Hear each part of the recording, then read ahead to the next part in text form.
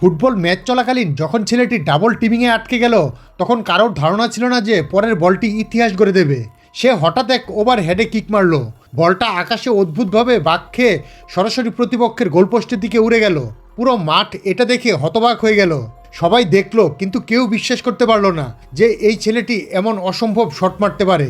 মাত্র দুদিন আগে সুপার লিগের ফাইনাল ম্যাচে এই ছেলেটি শেষ মুহূর্তে নিজের গোলে বল মেরে বসেছিল। সেই একটা আত্মঘাতী গোলের কারণে চ্যাম্পিয়নশিপ সরাসরি প্রতিপক্ষের হাতে চলে গিয়েছিল। ফ্যানরা তাকে প্রচণ্ড গালাগাল দিয়েছিল এবং কোচ সেদিনই তাকে টিম থেকে বাদ দিয়ে দিয়েছিল। ছেলেটি পুরোপুরি হতাশ হয়ে পড়েছিল। রাগের মাথায় সে তার প্রিয় ফুটবলটি লাথি মেরে এক ঝিলের মধ্যে ফেলে দিয়েছিল। কিন্তু সে জানতো না যে এই মুহূর্তটি তার জীবন বদলে দেবে। বলটি ঝিলে পড়ার সাথে সাথেই একটি আনবিটেবল গোল সিস্টেম অ্যাক্টিভেট হয়ে গেল। এখন সে দিনে একবার 100% গ্যারান্টির সাথে গোল করার ক্ষমতা পেল। শুরুতে তার মনে হয়েছিল এটা শুধু হ্যালুসিনেশন। পরীক্ষা করার জন্য সে মাটিতে পড়ে থাকা একটা ক্যান তুলে নিয়ে হালকাভাবে কিক মারে, আর তখনই সে শক খায়। প্রতিটা শট নিখুঁতভাবে লক্ষ্যে লাগছে। ছেলেটা পুরোপুরি হতভম্ব হয়ে যায়। সে তখন আনন্দে ডুবে আছে। এমন সময় তার ফোন বেজে ওঠে। কল ছিল এক সেকেন্ড টিয়ার দলের কোচের। সে তাকে দলে যোগ দেওয়ার জন্য অফার দিচ্ছিল। ছেলেটা তো বিশ্বাসই করতে পারছিল না।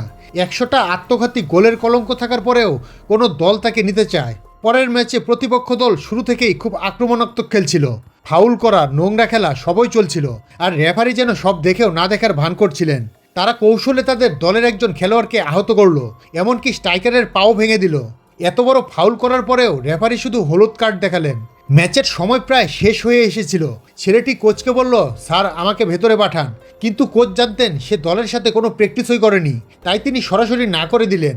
ছেলেটি আত্মবিশ্বাসের সাথে বলল, স্যার আমি প্রতিপক্ষের দুর্বলতা বুঝে গেছি।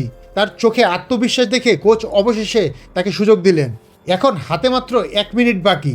গোল না হলে হার নিশ্চিত। প্রতিপক্ষ ক্রমাগত ফাউল করে যাচ্ছিল, কিন্তু কোনোভাবে বলটি ছেলেটির কাছে পৌঁছে গেল। সে যখন গোলের দিকে এগোচ্ছিল, দুজন ডিফেন্ডার তার সামনে এসে দাঁড়ালো। তারা হেসে উপহাস করে বলল, এইবার আবার নিজের গোলপোস্টে মেরে দিও না যেন। তারা জানতো না যে ছেলেটি চুপচাপ তার গেম উইনিং সিস্টেম চালু করে দিয়েছে। সে বলটিকে বাতাসে ভাসালো এবং ক্যাজুয়ালি একটি ওভারহেড কিক মারলো। পরের মুহূর্তেই পুরো স্টেডিয়ামে পিনপতন নীরবতা নেমে এলো, কারণ সবাই বুঝতে পেরেছিল যে বড় কিছু একটা ঘটতে চলেছে।